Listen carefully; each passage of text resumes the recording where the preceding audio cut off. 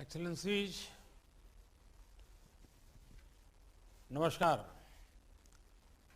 सबसे पहले मैं राष्ट्रपति रहमोन को एससीओ काउंसिल की सफल अध्यक्षता के लिए बधाई देता हूं। ताजिक प्रेसिडेंसी ने चुनौतीपूर्ण वैश्विक और क्षेत्रीय माहौल में इस संगठन का कुशलता से संचालन किया है। ताजिकिस्तान की आजादी की 30वीं वर्षगांठ के इस वर्ष में मैं पूरे भारत की ओर से सभी ताजिक भाई बहनों को और राष्ट्रपति रहमोन को बहुत बहुत बधाई और शुभकामनाएं देता हूं। एक्सेलेंसीज, इस साल हम एससीओ की भी 20वीं वर्षगांठ मना रहे हैं। यह खुशी की बात है कि इस शुभ अवसर पर हमारे साथ नए मित्र जुड़ रहे हैं। मैं ईरान का एससीओ के नए सदस्य देश के रूप में स्वागत करता हूं। मैं तीनों नए डायलॉग पार्टनर्स सऊदी अरब, इजिप्ट और कतर का भी स्वागत करता हूं। एससीओ का एक्सपेंशन हमारी संस्था का बढ़ता प्रभाव दिखाता है। नए मेंबर और डायलॉग पार्टनर से एससीओ भी और मजबूत और क्रेडिबल बनेगा। एक्सेलेंसी, एससीओ की 20वीं वर्षगांठ इस संस्था के भविष्य के बारे में सोचने के लिए भी उपयुक्त अवसर है। मेरा मानना है कि इस क्षेत्र में सबसे बड़ी चुनौतियां शांति, सुरक्षा और ट्रस्ट डेफिसिट से संबंधित है और इन समस्याओं का मूल कारण बढ़ता हुआ रेडिकलाइजेशन है। अफगानिस्तान में हाल के घटनाक्रम ने इस चुनौती को और स्पष्ट कर दिया है। इस मुद्दे पर एससीओ को पहल लेकर कार्य करना चाहिए। यदि हम इतिहास पर नजर डालें तो पाएंगे कि मध्य एशिया का क्षेत्र मॉडरेट और प्रोग्रेसिव कल्चर और वैल्यूज का एक प्रकार से गढ़ रहा है, किला रहा है। सूफीवाद जैसी परंपराएं यहां सदियों से पनपी और पूरे क्षेत्र और विश्व में फैली। इनकी छवि हम आज भी इस क्षेत्र की सांस्कृतिक विरासत में देख सकते हैं। मध्य एशिया की इस ऐतिहासिक धरोहर के आधार पर एससीओ को रेडिकलाइजेशन और एक्सट्रीमिज्म से लड़ने का एक साझा टेम्पलेट डेवलप करना चाहिए। भारत में और एससीओ के लगभग सभी देशों में इस्लाम से जुड़ी मॉडरेट, टॉलरेंट और इंक्लूसिव संस्थाएं और परंपराएं हैं। एससीओ को इनके बीच एक मजबूत नेटवर्क विकसित करने के लिए काम करना चाहिए।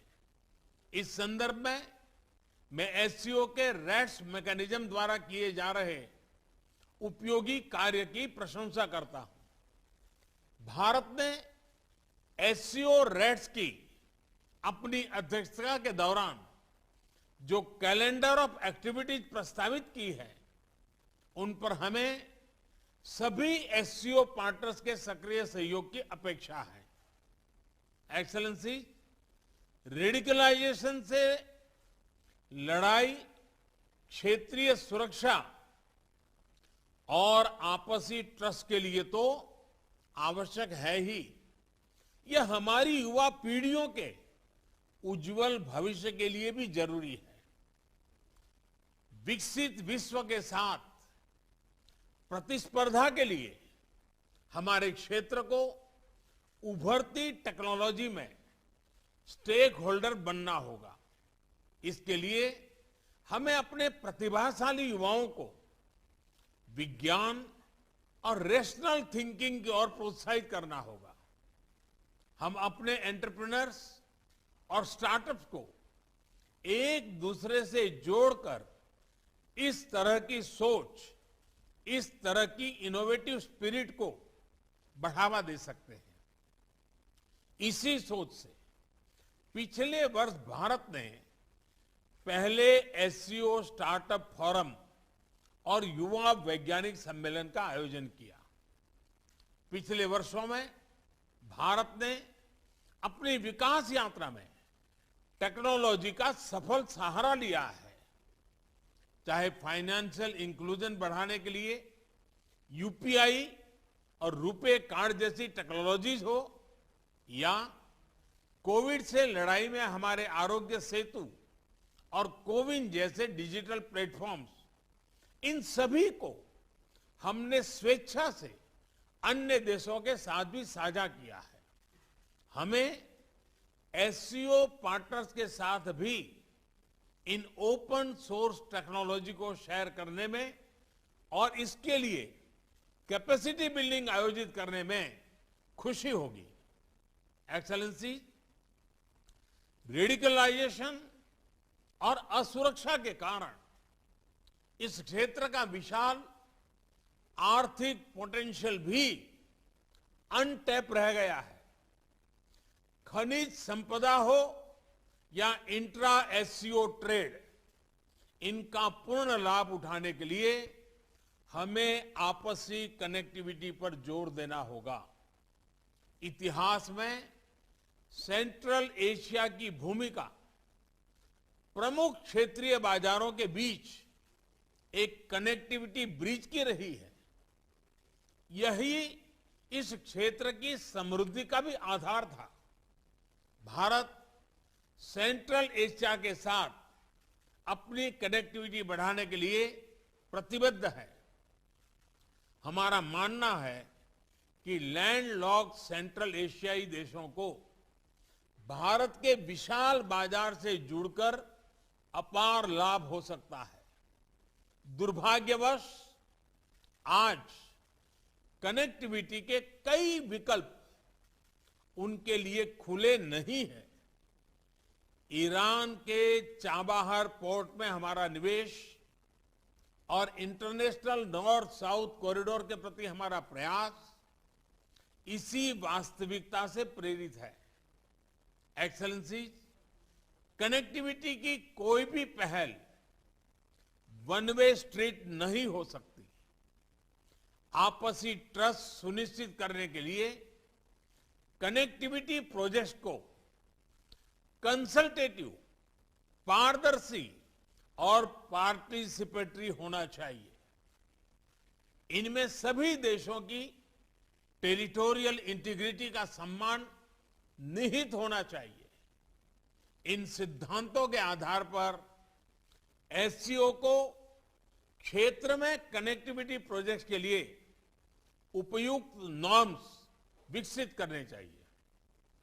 इसी से हम इस क्षेत्र की पारंपरिक कनेक्टिविटी को पुनः स्थापित कर पाएंगे और तभी कनेक्टिविटी प्रोजेक्ट्स हमें जोड़ने का काम करेगी, न कि हमारे बीच दूरी बढ़ाने का। इस प्रयत्न के लिए भारत अपनी तरफ से हर प्रकार का योगदान देने के लिए तैयार है। एक्सेलेंसी, एससीओ की सफलता का एक मुख्य कारण यह है कि इसका मूल फोकस क्षेत्र की प्राथमिकताओं पर रहा है।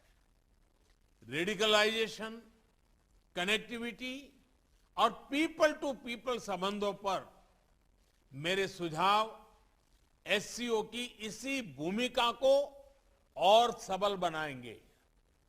अपनी बात समाप्त करने से पहले मैं हमारे मेजबान राष्ट्रपति रहमोन का एक बार फिर धन्यवाद करता हूं। उन्होंने इस हाइब्रिड फॉर्मेट की चुनौती के बावजूद इस सम्मेलन का बेहतरीन आयोजन और संचालन किया है।